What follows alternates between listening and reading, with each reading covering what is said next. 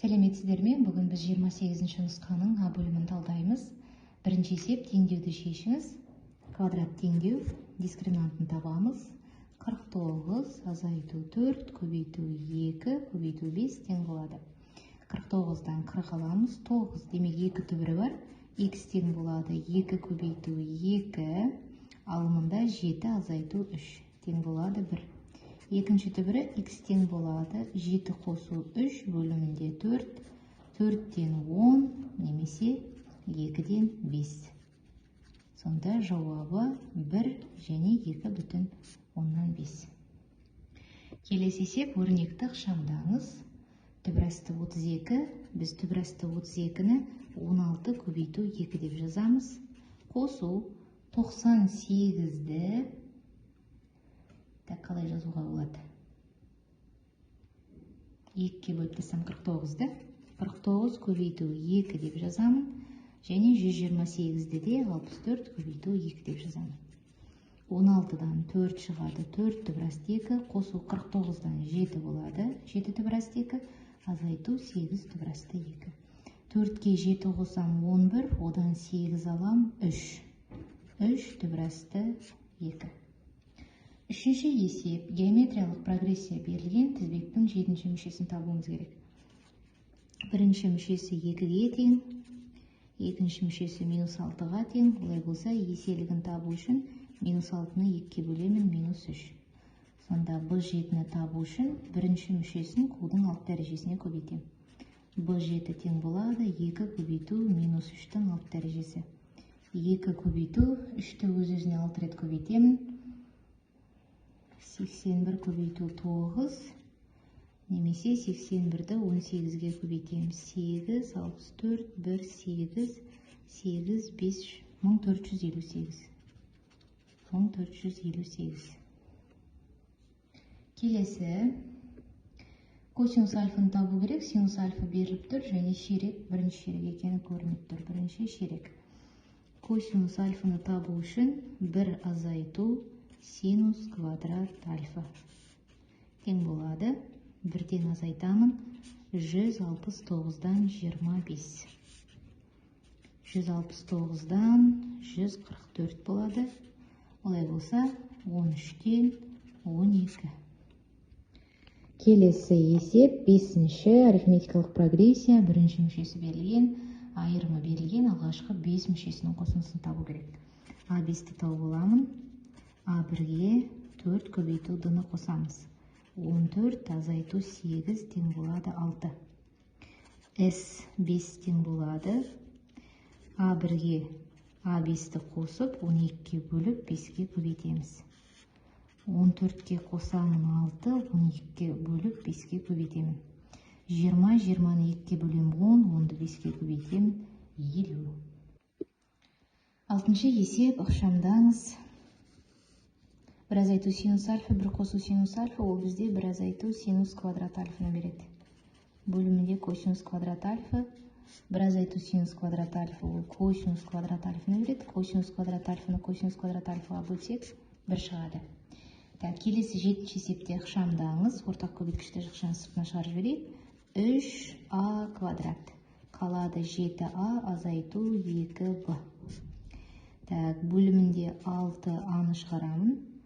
6-ны шығарып жіберемін 2b азайту 7а. Қарап тұрсаңыздар, 7а азайту 2b, 2b азайту 7а. Демек, мына жерге біреуіне минус таңбасын алдына шығарып жіберемін. 2b азайту 7а. Бөлімінде 6а, жақшаның ішінде 2b азайту 7а. Екеуі қысқарып кетеді. Тең болады. А квадрат пен а қысқарады. 3 пен 6-ны қысқартамыз. Минус 2-ден 1 а шығады. Келесі анықтау облысын табуымыз керек. Ол үшін мынадай жүйе құрып аласыз. X қосу 2 артық немесе тең 0. X азайту 3 артық немесе тең 0. X артық немесе тең минус 2. X артық немесе тең 3. Координатлық түзу сызамыз. Минус 2, 3. Минус 2-ден үлкен сандар, 3-тен үлкен сандар. Олай болса, 3-тен плюс шексіздікке дейін 3-ті қоса алғанда. және 9-шы есеп 4, 8 тағы сол сияқты бізге арифметикалық прогрессия берілген. Қосындысы 112 болу үшін неше мүшесін алу керек? А1 4-ке тең, А2 8-ге тең, қосындысы 4-ке, айырымы 4-ке тең болады.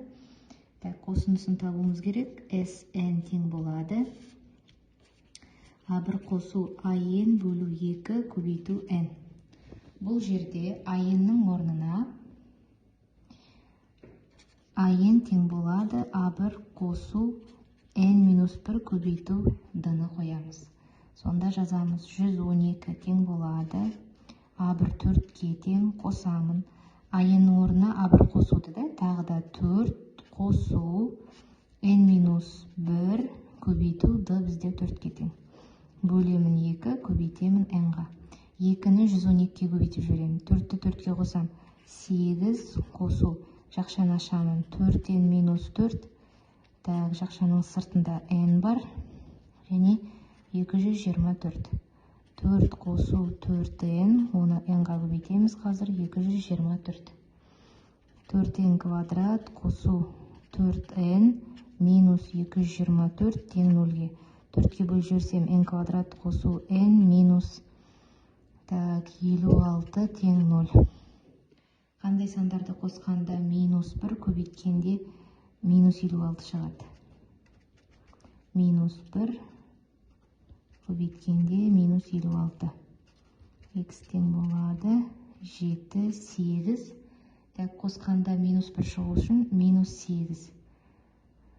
Минус 8 бөгдеті 1. Олай болса біз 7-ні аламыз. Сонда жауабы алғашқы 7 мүшесінің қосындысы 112 деген сөз. Келесі соңғы есеп, 10-шы есеп, котангенс X-ті табуымыз керек. Егер синус X берілген болса, және екінші шеректегі таңбасын анықтаймыз. Котангенс X пен синус X-тің арасында мынадай формула бар еді ғой. 1 қосу котангенс квадрат X тең болады 1 бөлінген синус квадрат X. Мінеке осыны қолданамыз. Котангенс X квадрат. Котангенс квадрат X тең болады 1 бөлінген синус квадрат X. Азайту 1. Котангенс квадрат X тең болады түбір астында және екінші шеректегі котангенстің таңбасы минус. 0,6. 0,6 дегеніміз ол 10-6 немесе 5-тен 3.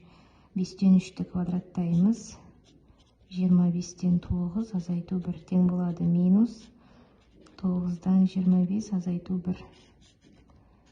9-дан 16. Сонда минус 3-тен 4. Котангенстің мәні минус 3-тен 4.